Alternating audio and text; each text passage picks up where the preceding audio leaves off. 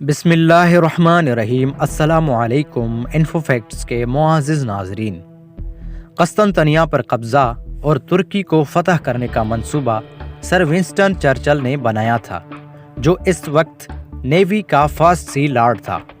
British parliament نے اس منصوبے کی اجازت دے دی۔ پلان یہ تھا کہ رائل نیوی درہ دانیال سے گزر کر قسطنطنیہ پر قابض ہوگی۔ فرانس میں لڑائی کی وجہ سے یورپی فوج ساتھ نہ آ سکی، البتہ روس نے ایک کور مہیا کر دی جس نے بلیک سی سے شامل ہونا تھا۔ ساحل کنارے پہاڑیوں پر ترک توپ خانہ کو تباہ کرنا تھا۔ یہ کام برٹش بحری جہازوں کو سونپا گیا۔ درہ دانیال کا کھلا رہنا ضروری تھا، اس لیے کہ روسی گندم اور خام مال اسی راستے سے یورپ کو سپلائی ہوتے۔ روس کو یورپ سے گولہ بارود سپلائی درہ دانیال کے راستے ہوتے۔ درہ دانیال فتح کرنے کے بعد سربیا، رومانیہ، بلغاریہ اور یونان کی فوجیں بھی برٹش فورسز سے آ ملنے کو تیار تھیں۔ انگریزوں کا خیال تھا کہ قسطنطنیہ فتح کے بعد ترکی جنگ عظیم سے نکل جائے گا۔ ونسٹن چرچل خود حملہ آور نیوی جنگی جہازوں کے ساتھ آیا تھا۔ بلارڈ کچنر نے اسی 1000 فوج جنرل ہیملٹن کو دی جس نے گیلیپولی پر 6 اطراف سے حملہ کرنا تھا۔ فرانسیسی فوجی دستے بھی پہنچ گئے جو گیلیپولی کی سمت چڑھ دوڑے۔ اتحادی فوجوں کی پیش قدمی ساحل پر لگی ترک توپوں نے روک دی، جو یورپی فوج رینگ کر 1-2 میل آگے بڑھی۔ وہ ترک مشین گنوں کے کراس فائر میں آ گئی۔ اتحادی فوجیں ساحل پر چند سو گزوں پر رک گئیں۔ پھر ٹرینچ یعنی خندقوں میں جنگ شروع ہوئی جو کئی ماہ تک ہوتی رہی۔ اینزیک اور ہیلیس کی طرف سے اتحادی فوجوں کا بڑا حملہ ترکوں نے پسپا کر دیا۔ اس حملہ میں 23,000 آسٹریلین اور نیوزی لینڈ کے فوجی شامل تھے۔ اس لڑائی میں 13,000 اتحادی فوجی مارے گئے۔ اتحادیوں کی تازہ دم فوج نہ آئی۔ اس فرنٹ پر آدھی یورپی فوج صرف پانی فرنٹ لائن پر لانے میں مصروف رہی۔ آخر اتحادیوں کو گیلیپولی فرنٹ سے پسپا ہونا پڑا۔ برٹش نیوی کے بحری جہاز آدھی رات کے وقت حملہ آور ہوئے۔ وہ ترک ساحلی پہاڑیوں کے قریب پہنچ گئے۔ ترکوں نے پاورفل ٹارچوں کے ساتھ ساحل کو روشن کر دیا اور ساحل پر نصب ترک توپوں نے انگریزوں کے کئی جہاز ڈبو دیے۔ سمندر میں بچھی مائن فیلڈز نے بھی برٹش نیوی کا نقصان کیا۔ ترکوں نے برٹش نیوی کے 50% جہاز غرق کر دیے۔ سورج طلوع ہونے سے پہلے برٹش نیوی پسپا ہو گئی۔ پسپائی کے علاوہ اتحادیوں کا اسٹریٹجک سرپرائز بھی فاش ہو گیا۔ چرچل کو ویسٹ سی لارڈ شپ سے سبکدوش ہونا پڑا اور شاید اسے میجر کارنک فرانس محاذ پر بھیج دیا گیا۔ اتحادیوں کی اس شکست کے بعد برطانیہ، جو ان دنوں دنیا کی سپر طاقت گردانا جاتا تھا، ہزیمت اٹھانا پڑی۔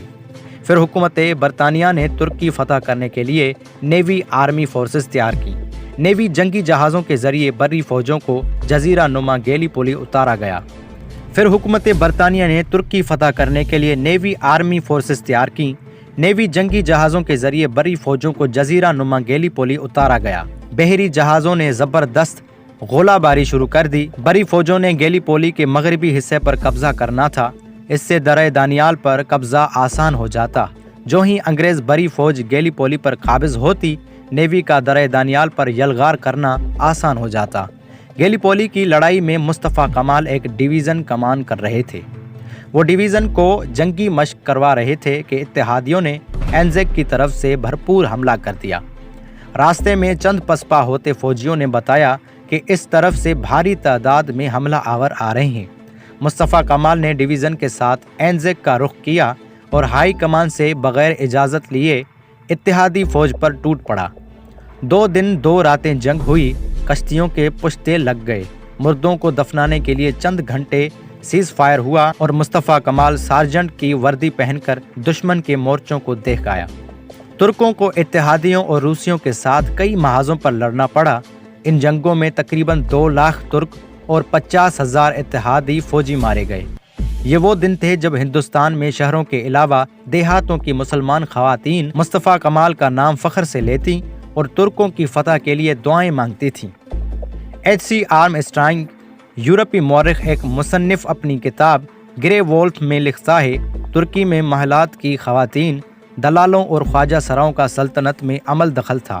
ترکوں کے اندر سے فولادی قوت ختم کر دی گئی تھی۔ بددیانتی، طوائف الملوکی اور کرپشن ان کے رگ و ریشے میں سما چکی تھی۔ ترک عوام بغاوت پر آمادہ ہو چکے تھے۔ ترکی اقتصادی اور عسکری لحاظ سے اس قدر کمزور ہو چکا تھا کہ ہمسائے ممالک اس کے حصے بکھرے کرنے کی خاطر للچائی ہوئی نظروں سے دیکھنے لگے۔ روس نے کریمیا اور کاکیشس پر قبضہ کر لیا اور قسطنطنیہ پر قبضہ کی منصوبہ بندی کرنے لگا۔ یورپی ممالک نے ترکی کے صوبوں میں قابض ہونے کی تیاریاں کر لی۔